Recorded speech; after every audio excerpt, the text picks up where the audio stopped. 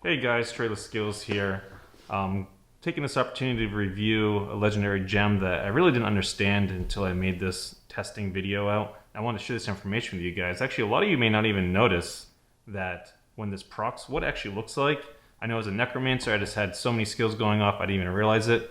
So we're here at Shishar C, kind of just farming a little bit, trying to get this to proc, trying to find a spot where no one's at. And you'll see me glancing back and forth as I'm watching the video recording here.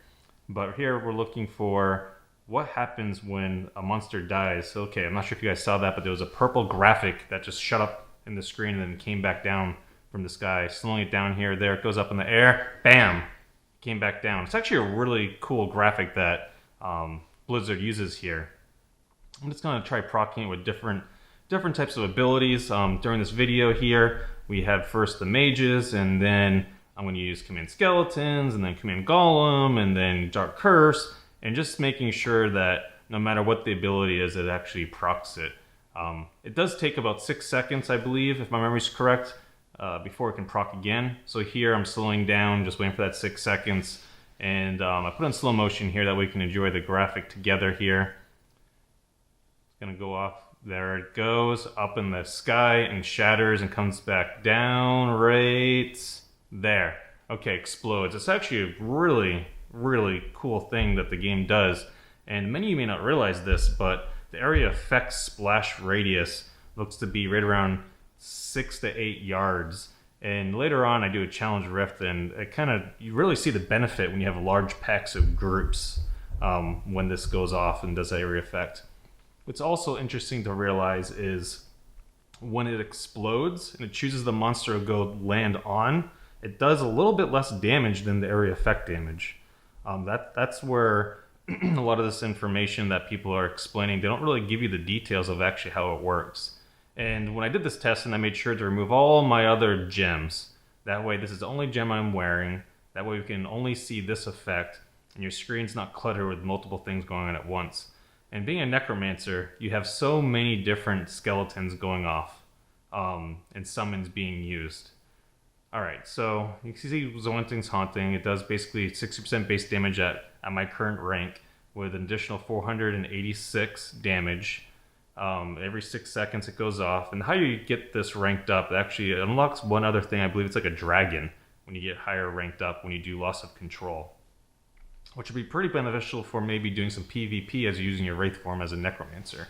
But this basically is a PvE gem, but 99% of what we do out here, we're doing PvE.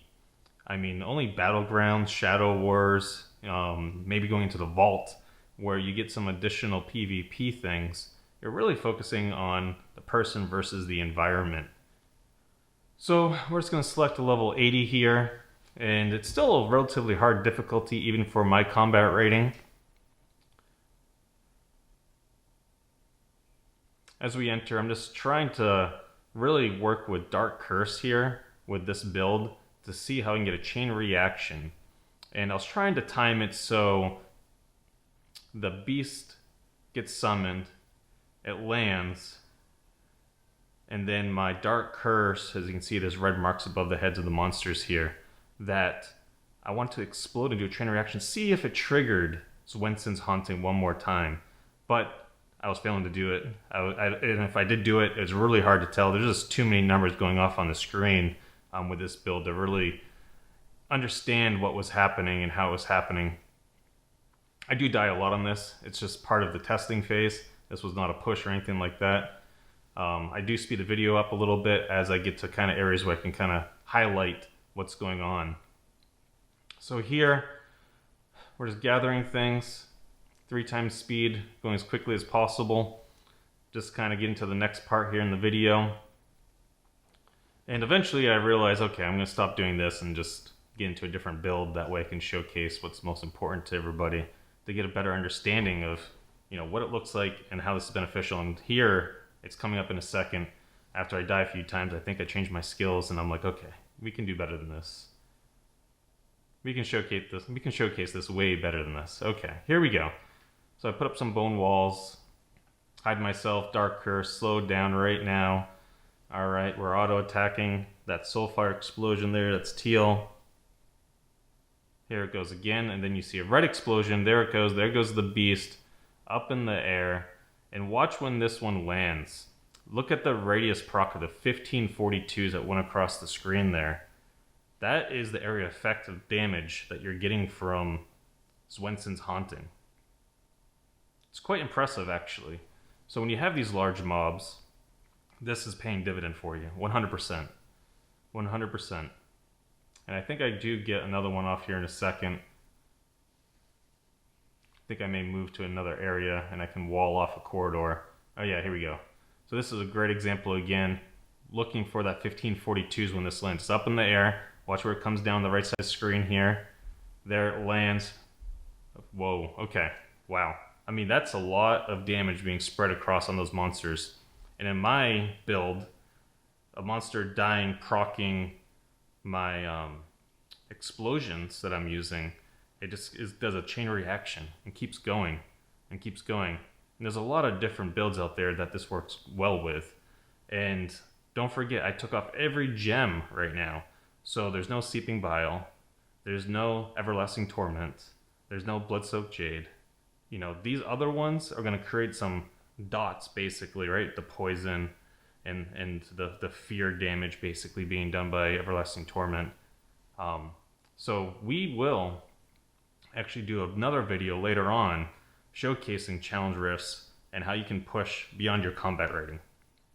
A lot of people just will go in here with your normal PvE build and do your, you know, command skeletons, your mage, and your golem, but eventually the difficulty gets so hard that these things die really fast.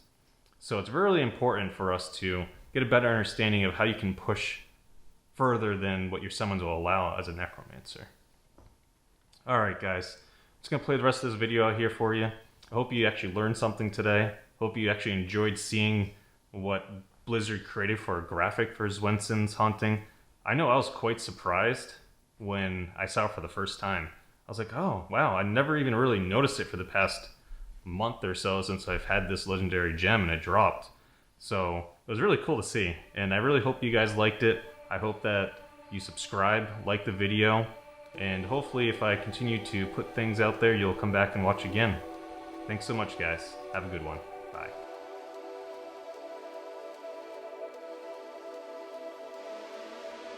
Thank